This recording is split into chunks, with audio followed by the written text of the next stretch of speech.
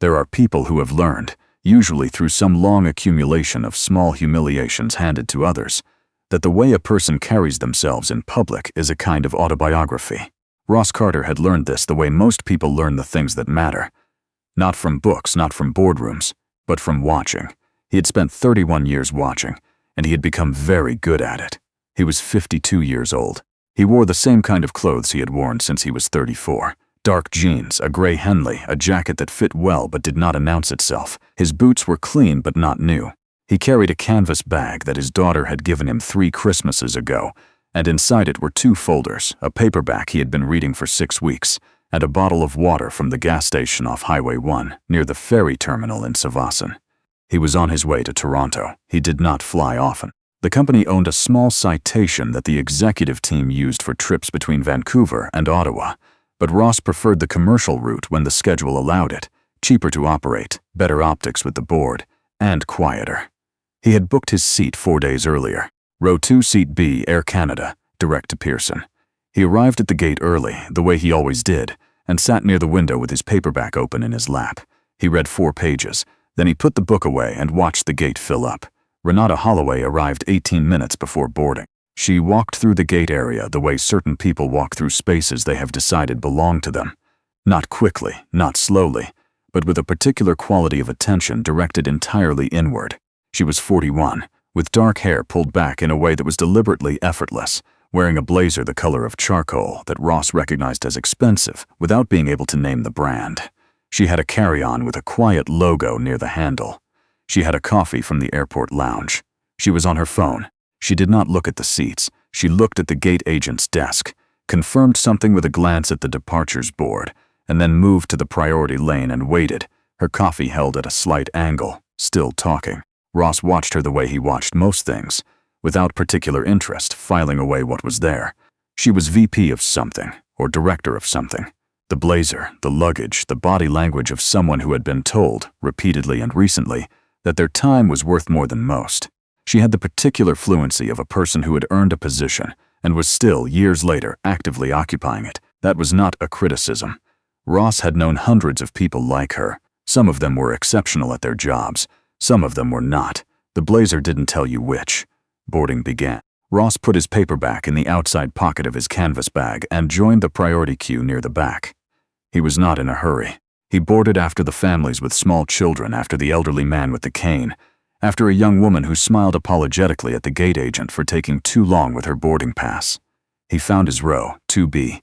He lifted his bag into the overhead and sat down. The window seat, 2A, was empty. The aisle seat, 2C, was also empty. He took out his paperback. Renata Holloway was 2A. She came down the aisle still carrying her coffee, her carry-on rolling behind her, and she stopped at row 2 and looked at the middle seat with an expression Ross would later describe to no one, because he did not describe things to people, as the expression of someone who has found an unexpected inconvenience in a space they had budgeted no inconvenience for. She looked at Ross. She took in the canvas bag now stowed in the overhead. She took in the jeans, the Henley, the paperback. She did not say anything for a moment. Then, "Is that your bag in the overhead?" "It is," Ross said. "There's not a lot of room, there's enough." She looked at him for another moment.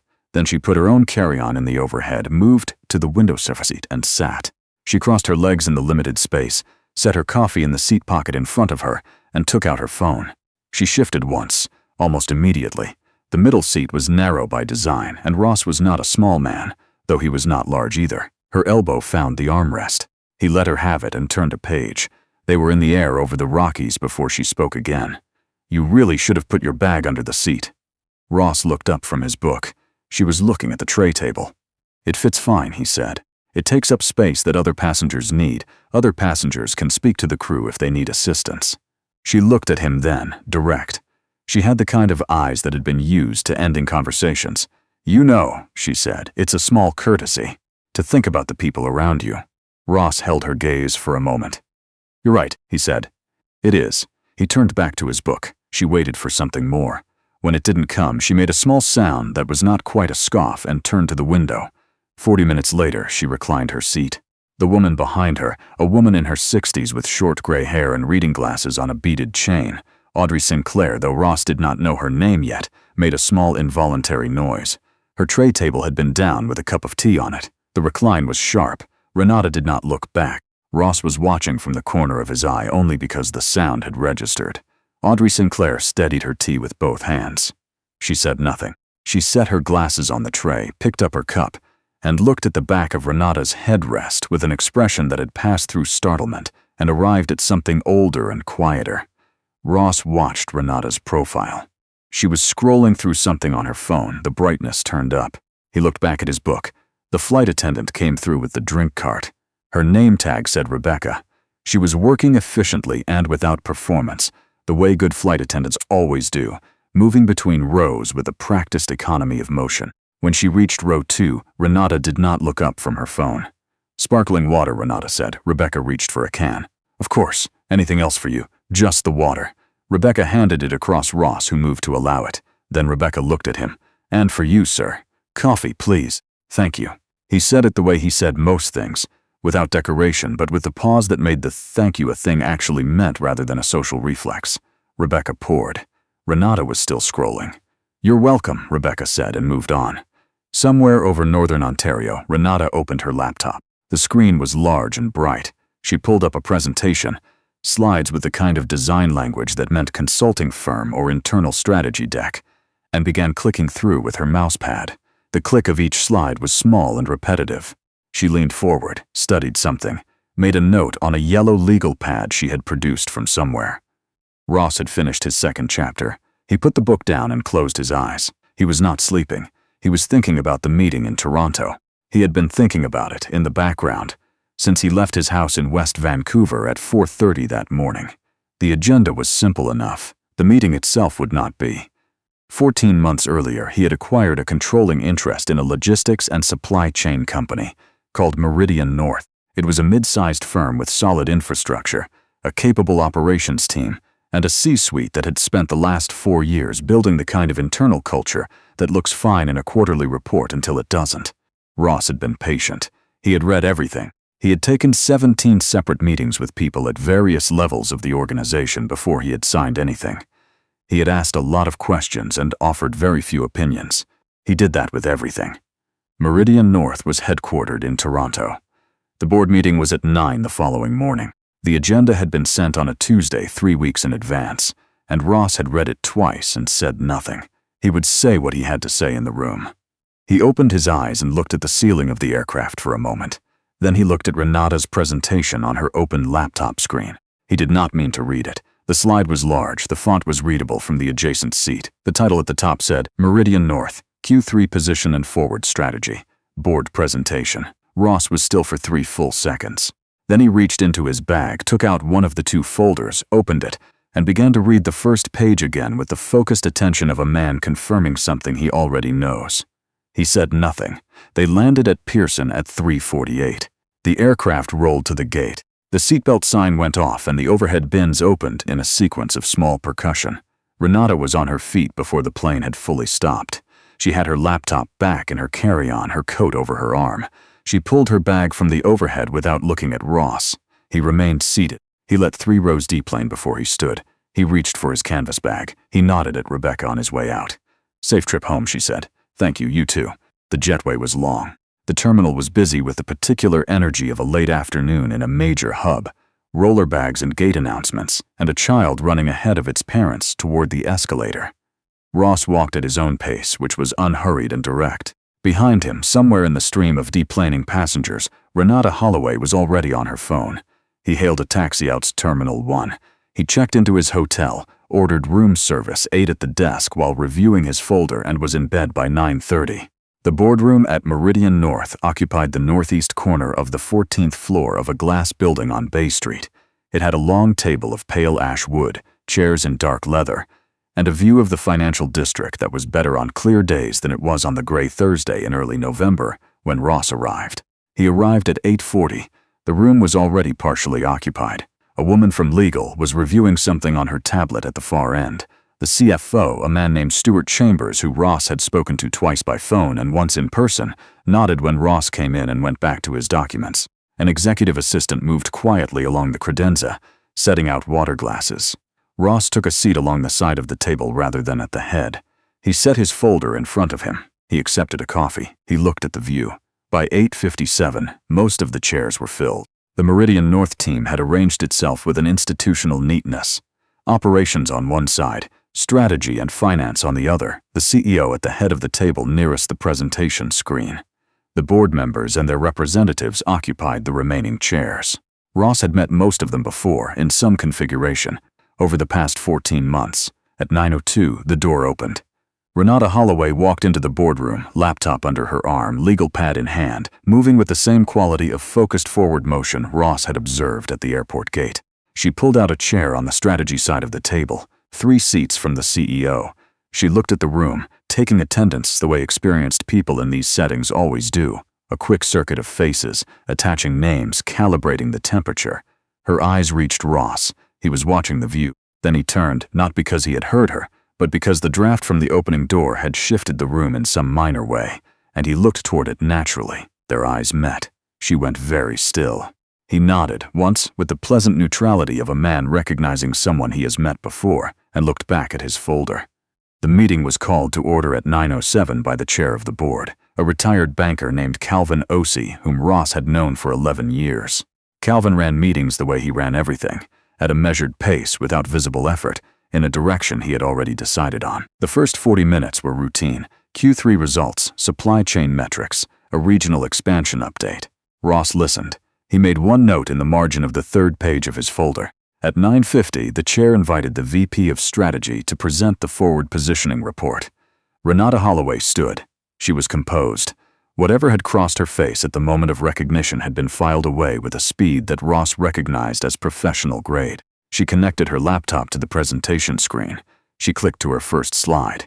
It was the same presentation he had seen at 37,000 feet. She began. Her delivery was polished and specific.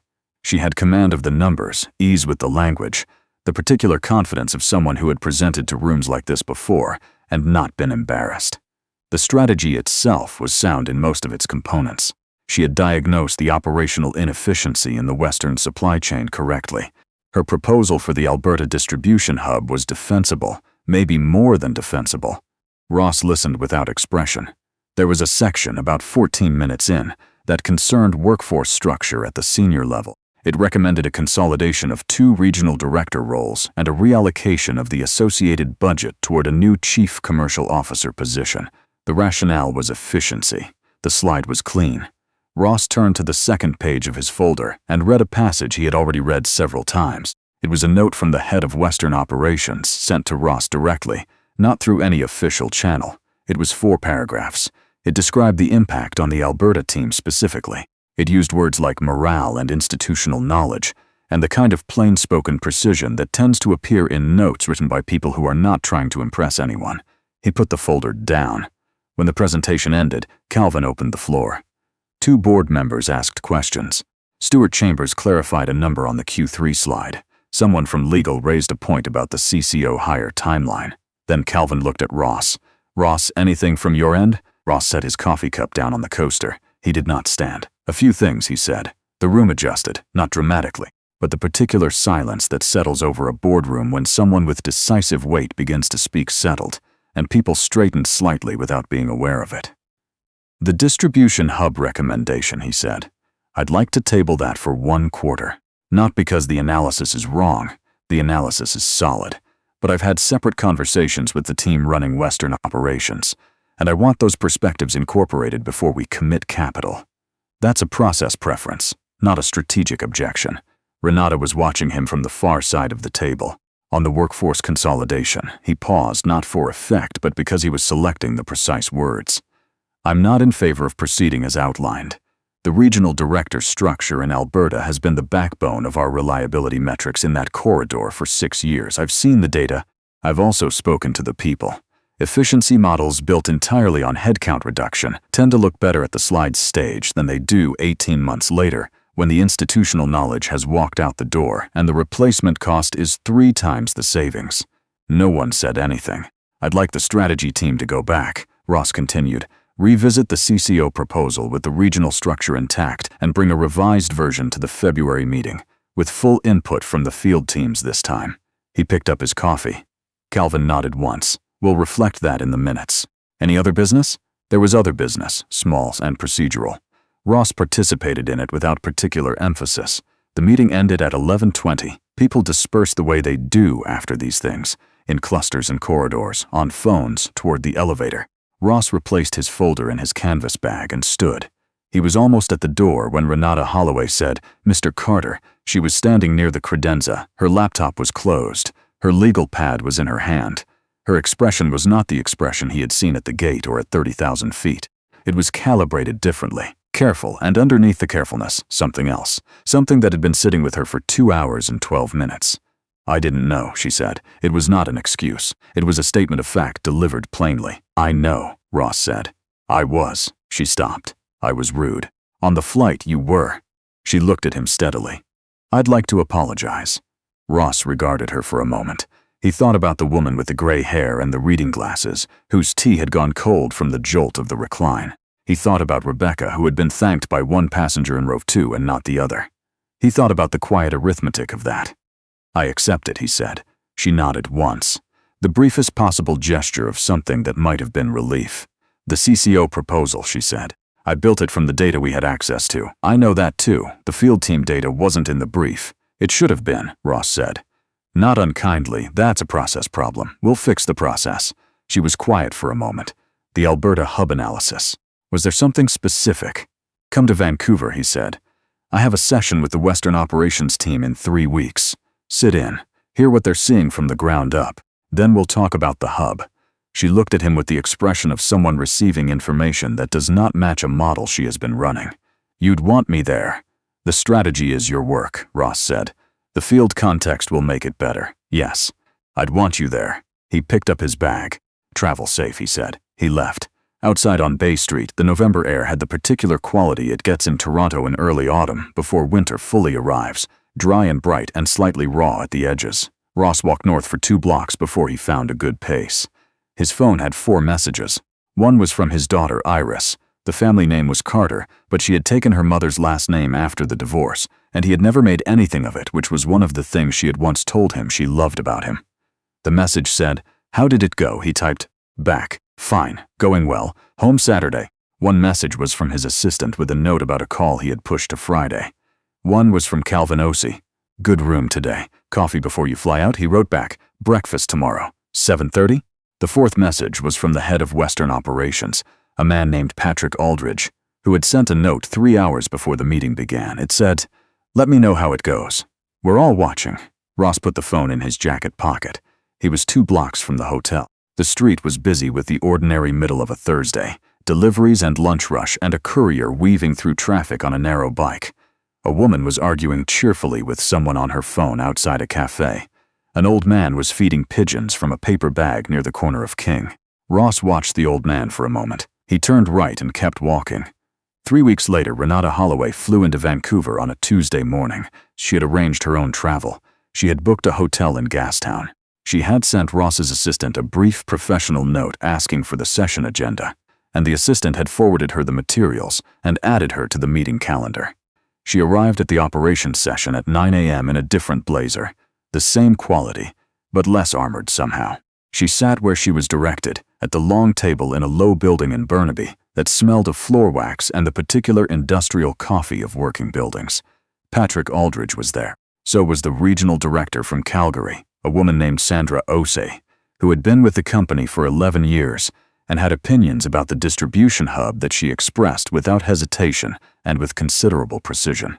So were 3 team leads and a junior analyst who had been with the company for 8 months and sat very straight in his chair. Ross sat to the side, the way he always did in these sessions. For 4 hours, Renata listened. She asked questions. Good ones, the kind that showed she had read the materials and was using them as a starting point rather than a conclusion. She made notes on her legal pad without the defensiveness of someone protecting prior work.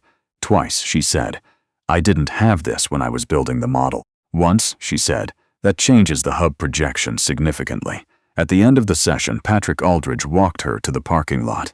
Ross watched from the window as they talked for a moment. Aldridge with his hands in his jacket pockets, Renata with her legal pad under her arm and her phone not in her hand for the first time all morning. He did not know what they said. He turned from the window and began organizing the materials on the table, moving through the room in the quiet way of a man who is accustomed to being the last to leave. His phone buzzed. A message from Iris. "Are you going to make it to Owen's thing on Saturday?" Owen was Iris's partner's nephew, 7 years old, who was playing his first hockey game of the season at a rink in North Vancouver. Ross had been told about it in October. He had it in his calendar. He typed back, "I'll be there." He thought for a moment, then added, "Save me a seat near the boards." She sent back 3 seconds later, a single emoji stick. He put the phone away. Outside, the parking lot was quiet now. The cars were ordinary. Sedans, a pickup with a company decal on the door, Sandra Osi's Subaru with the National Park sticker half peeling from the rear window.